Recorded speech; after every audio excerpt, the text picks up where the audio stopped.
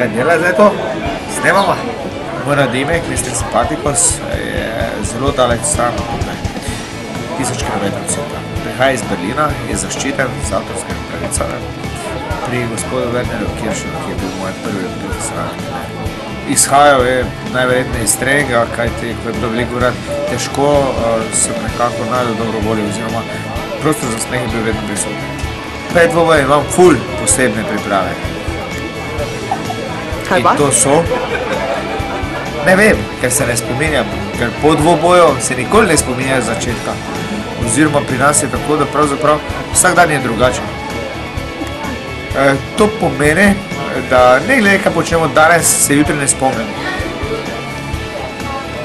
Ja, ker udarci po glavi, ne, tako da jutri bom najverjetneje pozabil v Bosni gledati, da samo bom na drugi spomnim. Bil sem daleč od doma spet, v Katar sem šel na priprave, na toplo, da sem lahko, bom rekel, nabral te moči, koncentracije, ampak se mi je zgodilo nekaj nepričakovanega.